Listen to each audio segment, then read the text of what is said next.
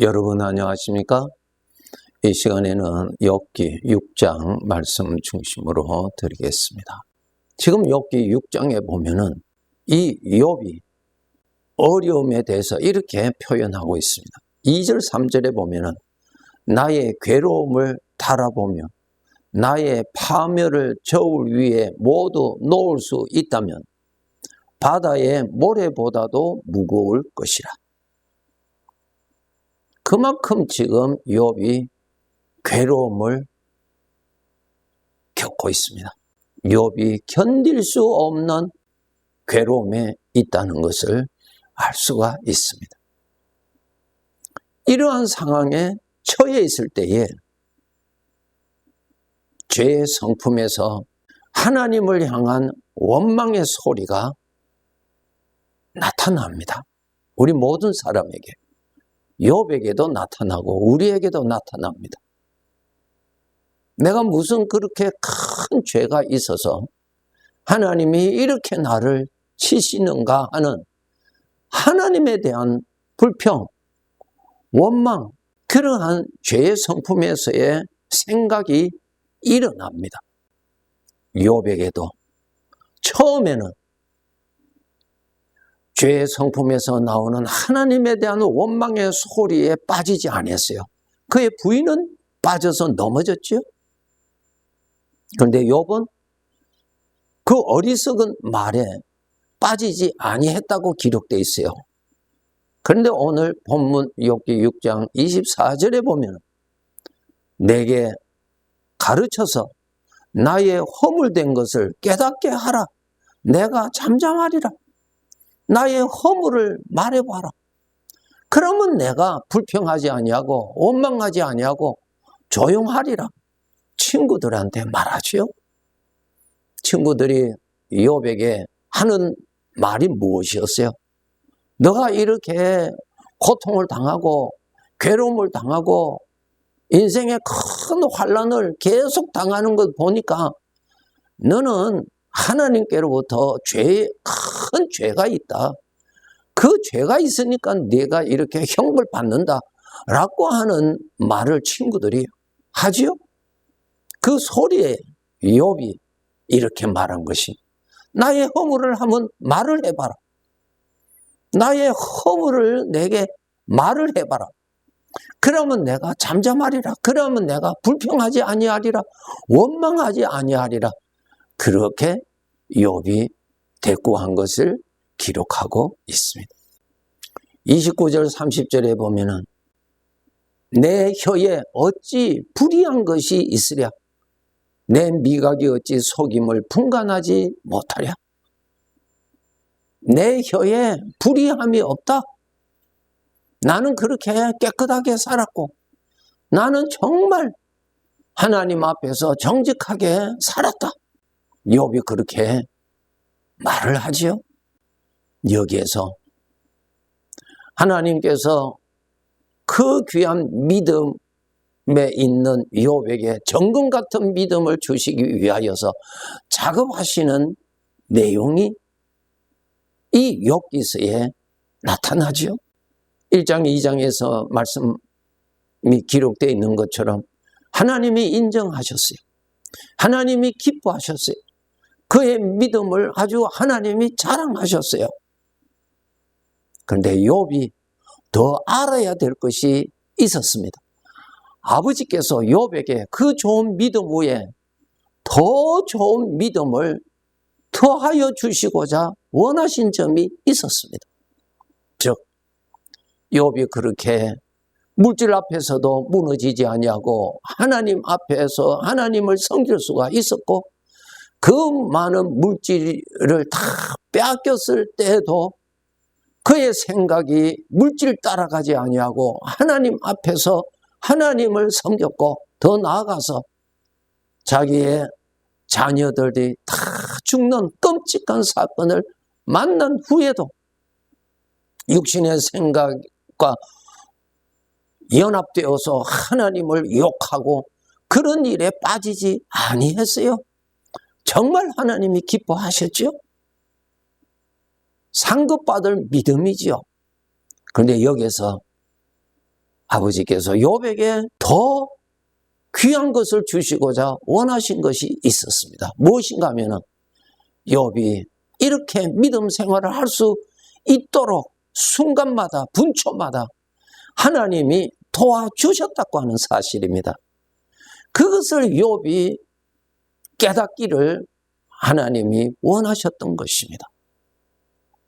믿음 생활이라고 하는 것은 전적 하나님의 도우심으로 하나님의 은혜로 할 수 있는 것이지 하나님 떠난 인간의 자력으로는 믿음 생활할 수가 없습니다.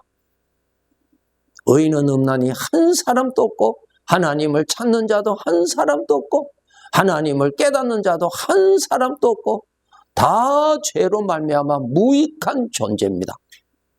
이러한 사람이 스스로 하나님을 깨닫고 하나님을 믿고 환난 중에서도 믿음을 지킨다? 있을 수 없습니다. 즉 욥이 이러한 가운데서도 굳건한 믿음을 지켰고 아버지 앞에서 아들의 그 섬김의 자세가 흐트러지지 아니했던 것은 하나님이 그를 붙들어 주셨기 때문에 하나님이 그를 그 당시에 감당할 수 있도록 믿음을 도와주셨기 때문에 그가 쓰러지지 아니했던 것입니다. 믿음이라고 하는 것은 전적 하나님의 선물이요.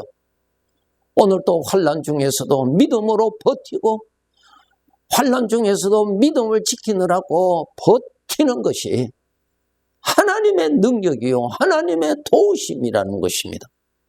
이것을 하나님께서 욥에게 깨닫게 해주시고자 원하신 것입니다.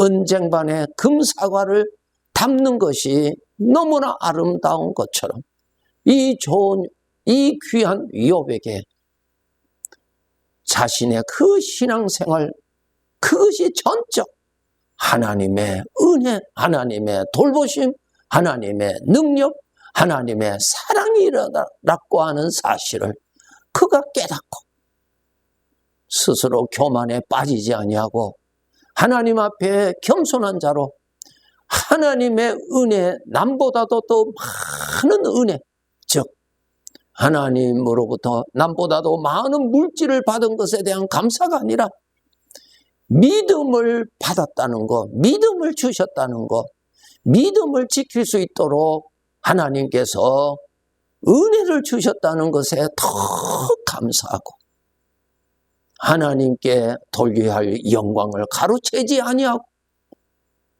하나님께 더 많은 영광을 거두어 올려드릴 수 있도록 하나님께서 욥에게 믿음 위에 천군 같은 믿음을 더해 주시는 아버지의 깊으신 사랑을 욥기서에서 우리들에게 보여주고 계십니다.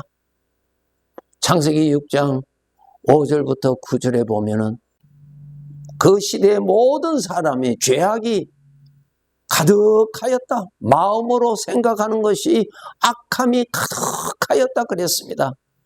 그런데 놀라운 말씀이 여기 기록되어 있어요. 그러나 노아는 여호와께 은혜를 입었더라. 노아는 의인이요 당대의 완전한 자라. 그는 하나님과 동행하였다 그랬습니다. 다른 사람들은 죄악에 가득히 빠져서 죄를 즐기고 죄를 사랑하고 죄를 뽐내고 사는 하나님 앞에서 진노를 일으키는 사람들로 가득한 그 시대에 노아는 의인으로 살았고 하나님과 동행하면서 살았습니다. 어떻게 노아가 그렇게 살아갈 수 있었는가? 하나님의 은혜였다라고 하는 것입니다. 하나님이 그를 지켜주셨고 하나님이 그를 붙들어 주셨고 하나님이 그의 마음이 세상으로 기울어지지 아니하도록 챙겨주셨고 하나님의 능력이 믿음 생활을 할 수 있도록 분초마다 도와주셨다는 것입니다. 그러나 노아는 여호와께 은혜를 입었더라. 은혜. 하나님이 그저 베풀어 주시는 은혜로 노아가 그 당대의 의인으로 살았던 것입니다. 그와 마찬가지로 욥에도 그 당대의 의인이었다고 말씀이 기록되어 있는데 하나님의 은혜였지요. 하나님의 은혜였어요. 그 많은 재물을 가지고도 교만하지 아니하고 하나님을 떠나지 아니하고 하나님을 재물보다 더 귀하게 여겼고 자식보다도 하나님을 더 귀하게 여긴 것이 증거가 나오잖아요. 재물을 빼도 욥이 하나님 앞에서 믿음이 무너지지 아니하였고 자식을 빼버려도 하나님 앞에 서 있는 욥이 무너지지 아니하였잖아요. 그것이 증거예요. 욥에게는 하나님이 최고의 복이었어요. 오늘날 우리 연약한 사람들은 하나님이 주시는 그 복을 즐기다가 그 복이 사라진다든가 거기에 어떠한 어려움이 있으면 우리의 믿음도 함께 무너지고 상처를 받고 하나님을 오해하고 원망하는 불평하는 그러한 모습들이 비일비재로 일어나지요. 하나님이 주시는 복도 복이지만은 그것을 주신 하나님이 참된 복이요 영원한 복이라는 것입니다. 우리는 하나님이 기뻐하시는 믿음을 가져야죠. 하나님이 나에게 많은 것을 주셨기 때문에 내가 하나님을 믿습니다. 예, 좋습니다. 그런데 하나님 많이 주시지 않는다면 그렇게 하나님을 믿지 않는다는 논리가 되잖아요. 하나님이 나에게 잘 주셔서 내가 정말 하나님 앞에 헌신합니다. 예, 좋지요. 그러면 하나님께서 내가 원하는 대로 잘해 주시지 아니하신다면 하나님께 헌신하는 것도 그렇게 다 보잘것없이 되어버린다면 하나님이 기뻐하시는 좋은 믿음이 아니죠. 아니죠. 하나님은 나의 주인이십니다. 나보다도 더 중요하신 분입니다. 나보다도 더 귀하신 분입니다.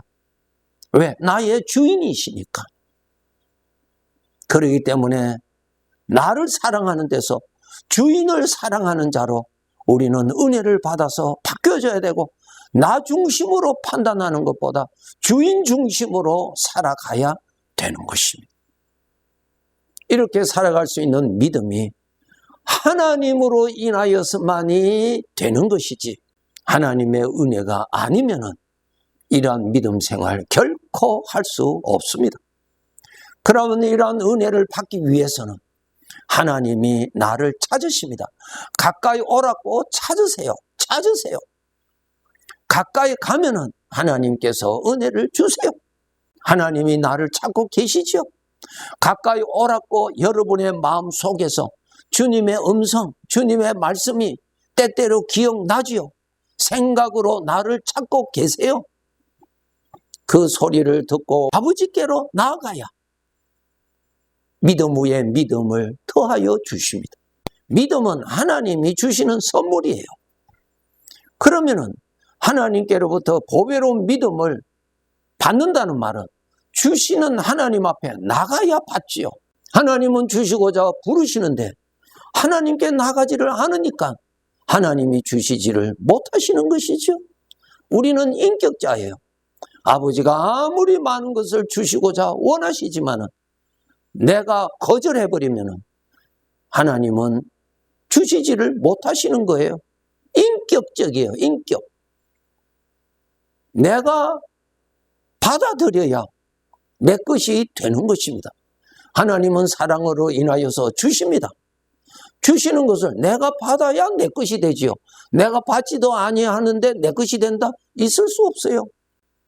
아버지는 자식을 위하여서 모든 것을 준비해 놓았지만 아버지께 나와서 받는 자가 없으면 은혜 없이 살아야 되는 것입니다.